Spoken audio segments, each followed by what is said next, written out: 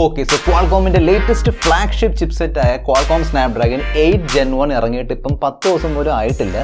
ദാ അതിന്റെ first phone വന്നിരിക്കുകയാണ്. പക്ഷേ സർപ്രൈസ് എന്താണെന്ന് വെച്ചാൽ ഞാൻ ഉൾപ്പെടെ ഒരുപാട് പേര് വിചാരിച്ചത് ഫസ്റ്റ് ഫോൺ എന്തായാലും ഷവോമിയുടെ ഫോൺ ആയിരിക്കും അല്ലെങ്കിൽ റിയൽമി ഫോൺ ആയിരിക്കും. പക്ഷേ ഇത് രണ്ടുമല്ല. ആ ഒരു അച്ചീവ്മെന്റ് മോട്ടോറോള ഏറ്റെടുത്തു. മോട്ടോറോളയുടെ മോട്ടോ എഡ്ജ് X30 ആണ് world's first phone with Qualcomm Snapdragon 8 Gen 1. പക്ഷേ ഗ്ലോബൽ അല്ല കേട്ടോ, ഇത് ചൈനയിലുള്ള ലോഞ്ച് ആണ്.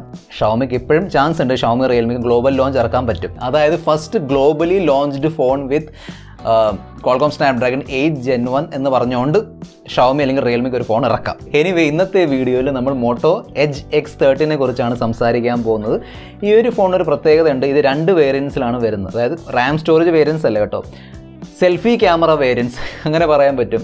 ഒരു ഫോണിൽ normal punch whole selfie camera ആണെങ്കിൽ മറ്റൊരു വെർഷനിൽ അണ്ടർ ഡിസ്പ്ലേ സെൽഫി ക്യാമറയാണ്. ബാക്കി എല്ലാ സ്പെസിഫിക്കേഷൻസ് എക്സാക്ട്ലി സെയിം ആണ്. ഈവൻ സെൽഫി ക്യാമറയും സെയിം ആണ്, പക്ഷേ അതിൻ്റെ പൊസിഷനിൽ വ്യത്യാസമുണ്ട്. ഓക്കെ, സോ എനിവേ ഈ ഒരു ഫോണിൻ്റെ കംപ്ലീറ്റ് ഡീറ്റെയിൽസ് നമുക്ക് ഇന്നത്തെ വീഡിയോയിൽ കാണാം. നിങ്ങൾ കണ്ടുകൊണ്ടിരിക്കുന്നത് മിസ്റ്റർ പെർഫെക്റ്റ് ടെക് എന്ന യൂട്യൂബ് ചാനലാണ്. ഞാൻ അതിനകത്ത് വീഡിയോ ഇഷ്ടപ്പെടുകയാണെങ്കിൽ വീഡിയോ ലൈക്ക് ചെയ്ത് ചാനൽ സബ്സ്ക്രൈബ് ചെയ്യാൻ മറക്കണ്ട. കൂടുതൽ സമയം വേസ്റ്റ് ചെയ്യാതെ ലെറ്റ്സ് റോൾ. ഈ ഫോണിൻ്റെ ഡിസൈൻ നോക്കുകയാണെങ്കിൽ ഒരു ടിപ്പിക്കൽ മോട്ടോറോള ഡിസൈനിങ് ഫാക്ടർ ഇവിടെ വന്നിട്ടുണ്ട്.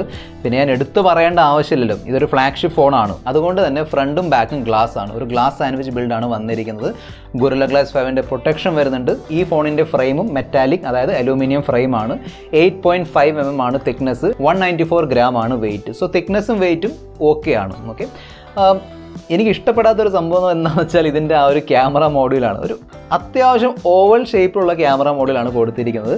നോർമലി വരുന്നത് സ്ക്വയർ ഷേപ്പ് ആയിരിക്കും, എഡ്ജ് കുറച്ച് റൗണ്ടഡ് ആണെങ്കിലും സ്ക്വയർ ഷേപ്പ് ആയിരിക്കും. പക്ഷേ ഈ ഒരു ഫോണിൽ അത്യാവശ്യം ഓവൽ ഷേപ്പിലുള്ള ഒരു ക്യാമറ മോഡ്യൂളാണ് കൊടുത്തിരിക്കുന്നത്. പക്ഷേ പിന്നെ അതൊരു പേഴ്സണൽ പ്രിഫറൻസ് ആണ്. പക്ഷേ ഈ ഫോണിൻ്റെ ഡിസ്പ്ലേൻ്റെ പോയിന്റ് ഓഫ് വ്യൂ നോക്കുകയാണെങ്കിൽ ഒരു കംപ്ലയിൻറ്റും ഇല്ല, കാരണം സ്പെസിഫിക്കേഷൻസ് കുത്തി നിറച്ച് വെച്ചിരിക്കുകയാണ്. ഫസ്റ്റ് ഓഫ് ഓൾ 6.8 ഇഞ്ചിൻ്റെ ഒരു വലിയ ഡിസ്പ്ലേ ആണ് വരുന്നത്. 10-bit ഡിസ്പ്ലേ ആണ്. പിന്നെ ഫുൾ HD+ റെസൊല്യൂഷൻ സപ്പോർട്ട് ചെയ്യുന്നുണ്ട്. OLED ഉണ്ട്. 144 Hz super fast refresh rate, 576 Hz touch sampling ഒക്കെ വരുന്നുണ്ട്. അതുകൂടാതെ HDR10+ സപ്പോർട്ട് ഉണ്ട്. DCI P3 colour gamut support ചെയ്യുന്നുണ്ട്. ഗൊറില്ല ഗ്ലാസ് 5ൻ്റെ പ്രൊട്ടക്ഷനും വരുന്നുണ്ട്. ഡിസ്പ്ലേക്ക് ചുറ്റുമുള്ള ബെസൽസ് നോക്കുകയാണെങ്കിൽ അതും അൾട്രാ തിൻ ആണ്.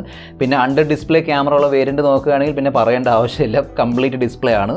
നല്ലൊരു വ്യൂയിങ് എക്സ്പീരിയൻസ് കിട്ടും. ഈവൻ പഞ്ച് ഹോൾ ക്യാമറ ഉള്ള വേരിയൻ്റ് ആണെങ്കിലും അതിൻ്റെ പഞ്ച് ഹോൾ ചെറിയൊരു പഞ്ച് ഹോൾ തന്നെയാണ്. തീർച്ചയായിട്ടും ഡിസ്പ്ലേൻ്റെ point of view full marks ഉണ്ട്, നോ ഇഷ്യൂസ്. ഫോണിൻ്റെ പെർഫോമൻസ് നോക്കുകയാണെങ്കിൽ ഞാൻ പറഞ്ഞതുപോലെ this is the first phone with Qualcomm Snapdragon 8 Gen 1. അതുകൊണ്ട് തന്നെ the most powerful Android phone എന്ന് പറയാൻ പറ്റും. ഇപ്പോൾ മാർക്കറ്റിലുള്ള ദി മോസ്റ്റ് പവർഫുൾ ആൻഡ്രോയിഡ് ഫോണാണ് മോട്ടോ എഡ്ജ് X30. മോട്ടോറോള പറയുന്നതനുസരിച്ച് ഈ ഫോണിൻ്റെ AnTuTu score is more than 10 lakhs. 10 ലക്ഷത്തിന് മേളിലാണ് ഈ ഫോണിൻ്റെ AnTuTu സ്കോർ. തീർച്ചയായിട്ടും തകർപ്പൻ പെർഫോമൻസ് ആയിരിക്കും. അതിനോടൊപ്പം തന്നെ ഈ ചിപ്സെറ്റ് UFS 3.1 സപ്പോർട്ട് ചെയ്യുന്നുണ്ട്. LPDDR5ൻ്റെ സപ്പോർട്ട് വരുന്നുണ്ട്. രണ്ടും ഈ ഫോണിൽ വരുന്നുണ്ട്. ഈ ഫോണിൽ ഔട്ട് ഓഫ് ദ ബോക്സ് ആൻഡ്രോയിഡിൻ്റെ ലേറ്റസ്റ്റ് ആൻഡ്രോയിഡ് 12 വെർഷനാണ് വരുന്നത് വിത്ത് MyUI 3.0.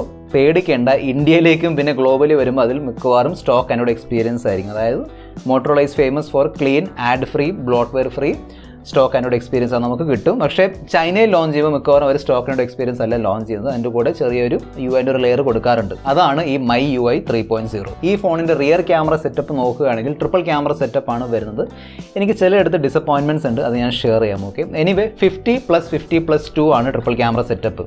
ഈ 2 മെഗാപിക്സലിൻ്റെ ക്യാമറ ഒരു ഡെപ്ത് സെൻസറാണ്. ലോകത്തിലെ ഏറ്റവും പവർഫുള്ളായ ആൻഡ്രോയിഡ് ചിപ്സെറ്റ്, അത്രയും AI ഡെവലപ്മെൻറ്റും അത്രയും ഡെവലപ്ഡ് അല്ലെങ്കിൽ അത്രയും അഡ്വാൻസ്ഡ് AI ഉള്ളൊരു ചിപ്സെറ്റ് ഉണ്ടായിട്ടും ഒരു ഡെപ്ത് സെൻസറിൻ്റെ ആവശ്യം എന്താണ് ആ ഒരു ഫോൺ എനിക്ക് മനസ്സിലാവുന്നില്ല. ഒരു അലങ്കാര വസ്തുവായിട്ടായിരിക്കും ഇട്ടിരിക്കുന്നത്, പക്ഷേ അതിൻ്റെ ആവശ്യമില്ല. എസ്പെഷ്യലി ഒരു ഫ്ലാഗ്ഷിപ്പ് ഫോൺ നോക്കുകയാണെങ്കിൽ it does not require. Flagship phone എന്നല്ല ഒരു ഫോണിലും അതിൻ്റെ ആവശ്യമില്ല, പക്ഷേ മിഡ് റേഞ്ച് നമുക്ക് മനസ്സിലാക്കാൻ പറ്റും. ആ ഒരു ലുക്ക് കിട്ടാൻ വേണ്ടിയായിരിക്കും ഇവിടെയും ചിലപ്പോൾ അതുകൊണ്ടായിരിക്കും ഇട്ടിരിക്കുന്നത്. പക്ഷേ അതിൻ്റെ ആവശ്യമില്ലായിരുന്നു. ഒരു മാക്രോ കൊടുക്കാമായിരുന്നു, ഒരു ടെലിഫോട്ടോ കൊടുക്കാമായിരുന്നു. ഓക്കെ, അതൊന്നും വന്നിട്ടില്ല. 2 മെഗാപിക്സൽ ഡെപ്താണ് കൊടുത്തിരിക്കുന്നത്. ബാക്കി 2 ക്യാമറാസ് 50+50 ആണ്. 50 megapixel plus 50 megapixel. Main camera ആണ് 50 മെഗാപിക്സലിൻ്റെ f1.9 അപ്പർച്ചറുള്ള OIS സപ്പോർട്ട് ചെയ്യുന്ന ഓംനി വിഷൻ്റെ സെൻസറാണ് കൊടുത്തിരിക്കുന്നത്. അതാണ് എൻ്റെ സെക്കൻഡ് പ്രോബ്ലം. ഒരു ഫ്ലാഗ്ഷിപ്പ് ഫോണാണെങ്കിൽ നമ്മൾ സോണിയുടെ സെൻസർ പ്രതീക്ഷിക്കുന്നുണ്ട്. അറ്റ്ലീസ്റ്റ് സാംസങ്ങിൻ്റെ സെൻസറിൽ കൊടുക്കാമായിരുന്നു. ഓംനിവിഷൻ സെൻസർ നോർമലി ബ്രാൻഡുകൾ കോസ്റ്റ് കട്ടിങ്ങിന് വേണ്ടിയാണ് ചെയ്യുന്നത്. സെക്കൻഡ് ക്യാമറയാണ് 50 മെഗാപിക്സലിൻ്റെ f2.2 അപ്പർച്ചറുള്ള അൾട്രാവൈഡ് ആണ്. ഇവിടെ സാംസങ്ങിൻ്റെ GN1 സെൻസറാണ് കൊടുത്തിരിക്കുന്നത്. സോ ഈ 2 സെൻസറും actually flagship level phone sensors അല്ല. സോ അവിടെ ഇമ്പ്രൂവ്മെൻറ്റ് ആവശ്യം ഉണ്ടായിരുന്നു. ഇത് ഫസ്റ്റ് ടൈം ആണെന്ന് തോന്നുന്നു റിയർ ക്യാമറയേക്കാളും വലിയ ഒരു മെഗാ പിക്സൽ ഉള്ള ഒരു സെൽഫി ക്യാമറ വരുന്നത്. ഇതിനു മുമ്പ് വന്നിട്ടുണ്ടെങ്കിൽ താഴെ കമൻറ്റ് ബോക്സ് എഴുതി അറിയിക്കുക. പക്ഷേ ഇവിടെ 60 മെഗാ പിക്സലിൻ്റെ സെൽഫി ക്യാമറയാണ് വന്നിരിക്കുന്നത്. മെഗാ പിക്സലിൻ്റെ കണക്കിൽ കാര്യമില്ല, സ്റ്റിൽ ഒരു ഫൺ ഫാക്റ്റ് ആണ്. 60 മെഗാ പിക്സലിൻ്റെ സെൽഫി ക്യാമറയാണ് വന്നിരിക്കുന്നത്. 2 വെർഷനിലും 60 മെഗാ പിക്സലാണ്. അതായത് അണ്ടർ ഡിസ്പ്ലേ ആണെങ്കിലും പഞ്ച് ഹോൾ ആണെങ്കിലും രണ്ടിലും 60 മെഗാ പിക്സലിൻ്റെ സെൽഫി ക്യാമറയാണ് കൊടുത്തിരിക്കുന്നത്. 5000 mAh അത്യാവശ്യം വലിയൊരു ബാറ്ററി വരുന്നുണ്ട്. 68 അതായത് 68 വാട്ടിൻ്റെ ഫാസ്റ്റ് ചാർജർ കിട്ടുന്നുണ്ട്. So that's good. മോട്ടറോള ഇപ്പം സൂപ്പർ ഫാസ്റ്റ് ചാർജിങ് തന്നു തുടങ്ങിയിട്ടുണ്ട്. അല്ലെങ്കിൽ ഈ 25-30 ഒക്കെ ആയിരുന്നു പണ്ട് ഈവൻ ഫ്ലാഗ്ഷിപ്പ് ഫോൺസിൽ. ഇപ്പോൾ 68 വാട്ടിൻ്റെ ഫാസ്റ്റ് ചാർജിങ് വരുന്നുണ്ട്. മോട്ടറോള പറയുന്നതനുസരിച്ച് ഈ ഫോൺ 35 മിനിറ്റ് കൊണ്ട് ഫുൾ ചാർജ് ആവും. ഈ ഫോണിൻ്റെ മറ്റ് ഫീച്ചേഴ്സ് നോക്കുകയാണെങ്കിൽ ഒരു ഫ്ലാഗ്ഷിപ്പ് ഫോണാണ്. സോ തീർച്ചയായിട്ടും ഹെഡ്ഫോൺ ജാക്ക് പ്രതീക്ഷിക്കേണ്ട, ഇവിടെയും വരുന്നില്ല. So that's okay, that's natural. Anyway dual stereo speakers വരുന്നുണ്ട്. ഡോൾബി ആറ്റ്മോസിൻ്റെ ഒരു സപ്പോർട്ട് ഉണ്ട് എന്നാണ് മോട്ടറോള പറഞ്ഞിരിക്കുന്നത്. സോ തീർച്ചയായിട്ടും നല്ലൊരു മീഡിയ എക്സ്പീരിയൻസ് കിട്ടും. കാരണം ഡിസ്പ്ലേ നമ്മൾ കണ്ടിരുന്നല്ലോ, നല്ല ഡിസ്പ്ലേ ആണ്. ഡ്യുവൽ സ്റ്റീരിയോ സ്പീക്കേഴ്സും വരുന്നുണ്ട്. സോ തീർച്ചയായിട്ടും ഓവറോൾ നല്ലൊരു വീഡിയോ വാച്ചിങ് അല്ലെങ്കിൽ ഗെയിം പ്ലേയിങ് എക്സ്പീരിയൻസ് കിട്ടും. That's for sure. Side mounted fingerprint സ്കാനറാണ് വന്നിരിക്കുന്നത്. സോ അവിടെ എനിക്കൊരു കംപ്ലയിൻ്റ് ഉണ്ട്. 40,000-45,000 രൂപ വില വരുന്ന ഫോണായിരിക്കും മിക്കവാറും ഈ ഒരു ഫോൺ. അതിലും side mount finger print scanner is ചെറുതായിട്ട് അൺഅക്സെപ്റ്റബിൾ. കാരണം ബാക്കി എല്ലാവരും റിയൽമിയുടെ 15,000 രൂപ വില വരുന്ന ഫോൺസിലും ഡിസ്പ്ലേ ഫിംഗർ പ്രിൻറ്റ് സ്കാനർ വരുന്നുണ്ട്. സോ ആ ഒരു പോയിന്റ് ഓഫ് വ്യൂ നോക്കുകയാണെങ്കിൽ ആ പ്രീമിയം സംഭവത്തിൽ അവർ കോസ്റ്റ് കട്ടിങ് ചെയ്തിട്ടുണ്ട്. ആ ഒരു ക്യാമറ സെൻസറിൽ കോസ്റ്റ് കട്ടിങ് ഉണ്ട്, ഇവിടെയും കോസ്റ്റ് കട്ടിങ് വന്നിട്ടുണ്ട്. Wi-Fi 6E ആൻഡ് ബ്ലൂടൂത്ത് 5.2ൻ്റെ സപ്പോർട്ട് വരുന്നുണ്ട്. NFC ഉണ്ട്.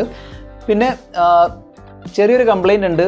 ഇതിൻ്റെ ഒരു കോൺഫിഗറേഷൻ നോക്കുമ്പോൾ ഒരു ഗെയിമിംഗ് ഫോണിൻ്റെ ഒരു കോൺഫിഗറേഷൻ മണക്കുന്നുണ്ട്. കാരണം സൂപ്പർ ഫാസ്റ്റ് ടച്ച് സാമ്പിളിംഗ്, അത്യാവശ്യം ഫാസ്റ്റായ 144 ഹെർട്സിൻ്റെ റിഫ്രഷ് റേറ്റ് കൊടുത്തിട്ടുണ്ട്. പക്ഷേ ലിക്വിഡ് കൂളിംഗ് വരുന്നില്ല.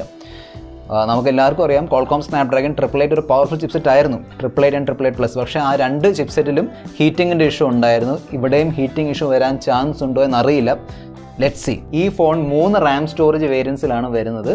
8/128, 12/128 ആൻഡ് 12/256. സോ 6GB ഇല്ല, അത് വേണ്ട, കാരണം ഇതൊരു ഫ്ലാഗ്ഷിപ്പ് ഫോണാണ്. എനിവേ ഇതിൻ്റെ പ്രൈസ് നോക്കുകയാണെങ്കിൽ ചൈനീസ് പ്രൈസ് കിടലിനാണ് കേട്ടോ. പക്ഷേ ആ പ്രൈസിൽ ഇന്ത്യയിൽ എക്സ്പെക്ട് ചെയ്യരുത്. ഈ ഫോണിൻ്റെ ബേസ് വേരിയൻറ്റ് അതായത് 8/128GB പ്രൈസ് ചൈനീസ് പ്രൈസ് ഇന്ത്യയിലേക്ക് കൺവേർട്ട് ചെയ്യുമ്പോൾ 38,000 രൂപയാണ് വരുന്നത്. അതായത് ബിലോ 40,000. പക്ഷേ ഇന്ത്യയിലേക്ക് വരുമ്പോഴേക്കും ഒരു 5,000-6,000 രൂപ എക്സ്ട്രാ വരാൻ ചാൻസ് ഉണ്ട്. I'm not sure. Anyway 40,000-45,000 റേഞ്ചിലായിരിക്കും ഇന്ത്യയിലേക്ക് വരുന്നത് ബേസ് വേരിയൻറ്റ്. ടോപ്പ് വേരിയൻ്റൊക്കെ അബവ് 50,000 പോകാൻ ചാൻസ് ഉണ്ട്. ഏറ്റവും വില കൂടിയ വേരിയൻറ്റ് ആ ഒരു അണ്ടർ ഡിസ്പ്ലേ സെൽഫി ക്യാമറ ഉള്ള വേരിയൻ്റ് ആണ്. 3,999 yuan ആണ് വരുന്നത്. അത് ഇന്ത്യൻ മണിയിലേക്ക് കൺവേർട്ട് ചെയ്യുമ്പോൾ ഏകദേശം 47,000 രൂപ വരുന്നുണ്ട്. സോ ഇന്ത്യയിലേക്ക് വരികയാണെങ്കിൽ ചാൻസസ് വളരെ വളരെ കുറവാണ് കേട്ടോ.